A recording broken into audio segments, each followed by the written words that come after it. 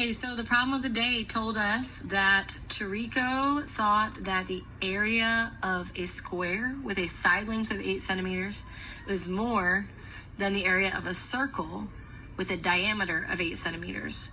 Jasmine thought that the area of the circle with 8 centimeters diameter was larger.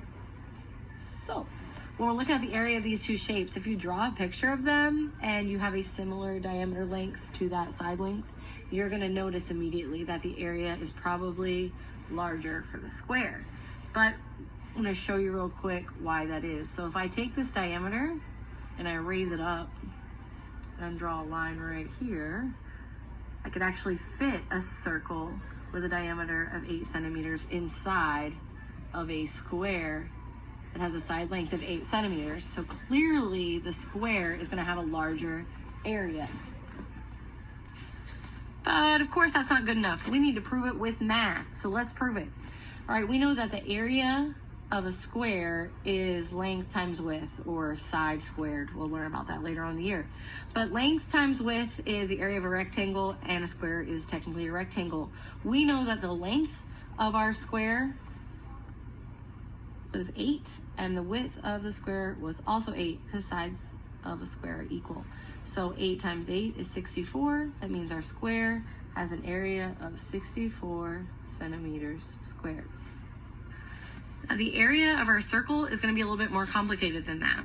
First reason is because it has a special formula. So you guys learned in your video that area of a circle is going to be represented by pi times the radius squared. Now, the first reason that is difficult for people is because radius squared is not the same thing as radius times 2. Remember, radius squared means the radius times the radius. The other reason why this is hard is because they did not give us the radius.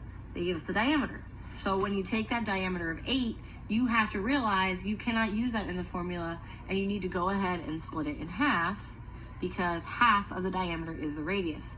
So that means for this circle, our radius equals 4. So when I plug that into my formula, I'm going to say pi times 4 squared. Now remember again, 4 squared is not 4 times 2. 4 squared is 4 times 4. So that means I'm going to say that the area is pi times 16. 4 times 4 is 16. All right, now I'm going to take pi and multiply it by 16,